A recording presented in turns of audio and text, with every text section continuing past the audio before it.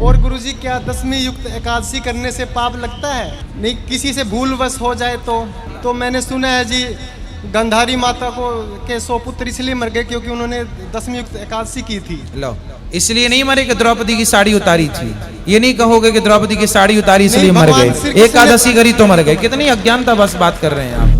Hello friends, welcome back to another video. दोस्तों, आपको पता है हिंदू मजाहिब के अंदर कई सारे खुदा हैं, लाखों करोड़ों भगवान कहा जाता है और हर भगवान एक दूसरे से अलग है। कहीं पर हाथी भगवान है, कहीं पर बंदर भगवान है और कहीं पर गाय भगवान है और फिर इनकी भी अलग अलग कैटेगरी है। कहीं पर भगवान जो है वो बलात्कारी हैं और फिर कहीं पर जो है वो शराबी और नशई है। तो आज की वीडियो के अंदर भी एक शख्स पंडित से यही सवाल कर रहा है कि हमारे भगवान इस तरह के क्यों हैं और उन्होंने क्या जवाब दिया पंडित ने, उसको ये भी देखेंगे और फिर डॉक्टर जाकिर नाइक साहब इसके बारे में क्या कह रहे हैं, किस तरीके से इन सारी चीजों को एक्सपोज किया है, ये देखना बहुत ज्यादा जरूरी है। वीडियो को अंत तक जरूर देखिएगा। सो चलिए बिना किसी देरी के आज अक्सर आपका जो प्रवचन रहता है, जो हिंदू का जो आता है, आप वेदों से देते हैं, आप यानी जो भी वेदों से कंपेरिजन करते हैं, लेकिन हमारे जो वेद है वो अक्सर जो है वो स्वर्ग यानी जन्नत तक ज़्यादा करके ये करते हैं। लेकिन उसके आगे अगर हिंदू में अगर हम लोग जाएंगे, अगर सही में हिंदू भी नहीं बोलते, हम सनातन धर्म कहते हैं। जैसे आपने अभी व्याख्या किया था, नदी के पार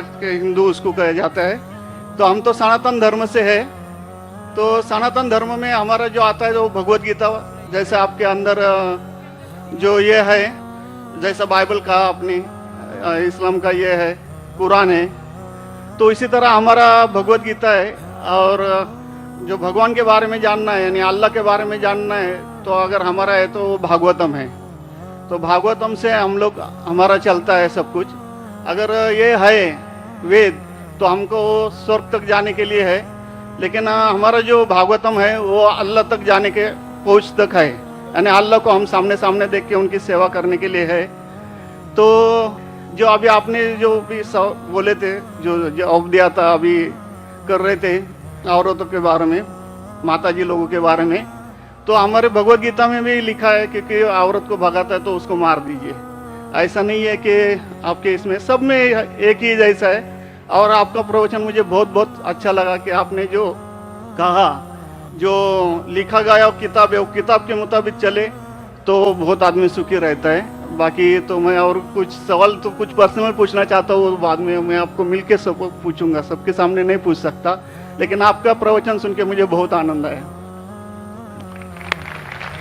हमारे हिंदू भाई ने कहा है कि वो काफ़ी मेरे तकरीर देखते हैं टीवी पे और प्रसन्न होते हैं, खुसूसन जब मैं हिंदू धर्म के बारे में कहता हूँ। और वो कहते हैं कि वो सनातन धर्म को मानते हैं और सनातन धर्म में भी आपको शायद ये पता होगा कि सबसे अव्वल किताब भगवत गीता नहीं है, वेद है।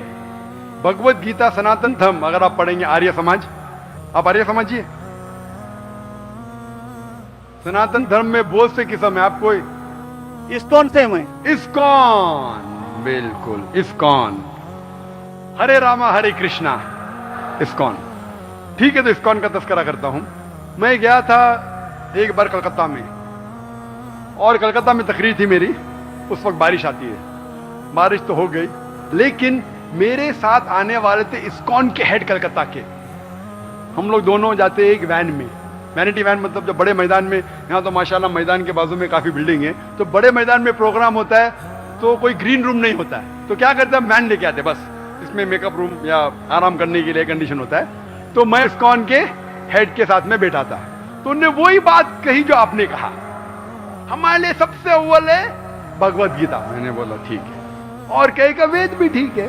तो मैंने पूछा, ये भगवत गीता हिंदू धर्म में दो किस्म की किताब है, एक है श्रुति, एक है स्मृति।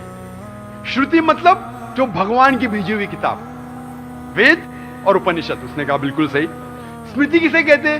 तो उसने कहने लगा स्मृति कहते वो जो आदमी की लिखी हुई किताब है, मिसाल के तौर पे मनुस्मृति। तो मैंने पूछा ये रामायण और महाभारत क्या है? तो उसने कहा ये है स्मृति।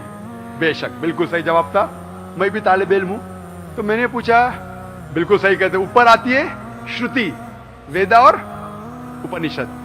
स्मृति मतलब दूसरी किताबें, मनुस्मृति, इतिहास, मैंने पूछा ये महाभारत क्या इतिहास है? तो मैंने उससे पूछा गुरुजी ये बात मेरे इल्म के हिसाब से भगवत गीता एक हिस्सा है महाभारत का 18 चैप्टर का, सही है? अरे बिल्कुल सही है, आप बहुत इल्म रखते। मेरा बेशक। तो जब भगवत गीता महाभारत का हिस्सा है तो महाभारत स्मृति है क्या श्रुति है? चुप बैठे। स्मृति है बोला, तो स्मृति ऊपर क्या नीचे? तो बोले हाँ आपके पास इल्म है ना इसलिए आप जानते हैं। हम लोग को कहते हैं भगवत गीता ऊंची है, लेकिन हम सही कहते हैं ये भगवत गीता वेद का निचोड़ है। निचोड़ है लेकिन वेद ऊपर है, खुदा की किताब है। भगवत गीता इंसान की लिखी है, किसके जरिए? स्कॉलर्स के। आपके इस्कॉन के गुरु भी कहेंगे वो, लेकिन आप आम आदमी हैं, आप शायद ये पेचीदा चीजें को जानते नहीं। हम तालिब इल्म हैं, मैं स्कॉलर नहीं हूं, तालिब इल्म हूं तकाबिल मज़ाहिब का, इस्लाम एंड कंपैरेटिव रिलीजन का। तो बोले बेशक आप बिल्कुल सही कहते हैं। तो मैं कहूंगा अगर वेद और भगवत गीता में टकराव है किसकी बात मानेंगे? तो बोले आमतौर पे तो हम कहते हैं भगवत गीता ऊपर है, लेकिन आप सही कहते हैं क्योंकि आपका दिल में। तो मैं वो डबल स्टैंडर्ड क्यों? जिसके बाद दिल में बदल जाता है क्या?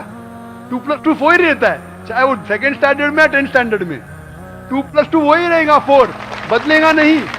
तो मैं ये कहता हूं गुरुजी से, आपके संत से, कि आप अपनी किताब लोगों में आम करो, हिंदुओं में आम करो वेद।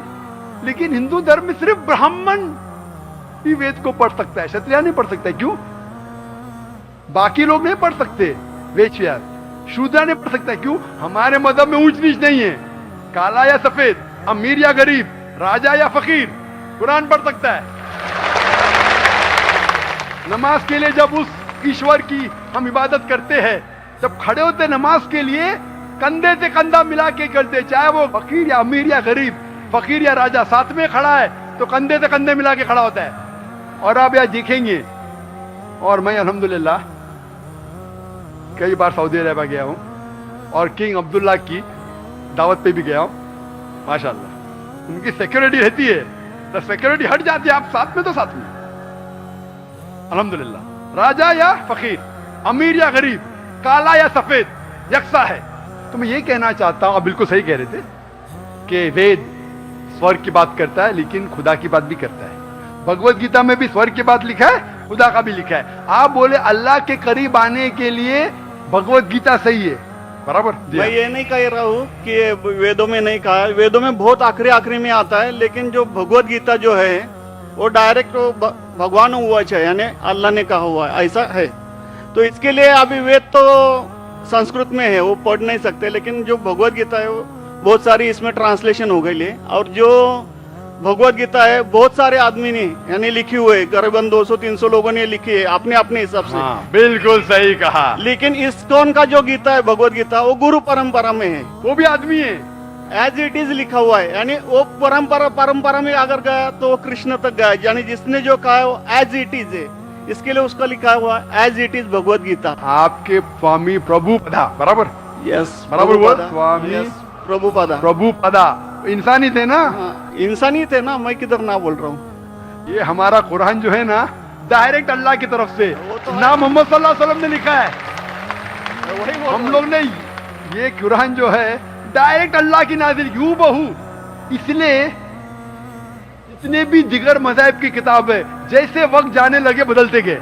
आप बिल्कुल सही कहते, 300 किस्म की किताब है, बाइबल सैकड़ों किस्म, हमारे IRF में 200 किस्म की बाइबल है। आप किस में मानेंगे? कुरान आप लो, कोई भी कुरान लो, इंडिया में, अमेरिका में, यूके में, हिंदुस्तान में, पूना में, हूबहू वही है। तो जी हाँ दोस्तों, वीडियो आपने देखी, होपफुली आज की वीडियो आप लोगों को जरूर पसंद आई होगी। मजीद इसी तरह की वीडियोस देखने के लिए हमारे चैनल को लाइक, शेयर और सब्सक्राइब करना बिल्कुल मत भूलिएगा। मिलते हैं एक और वीडियो में, तब तक के लिए दीजिए इजाजत। अल्लाह हाफिज।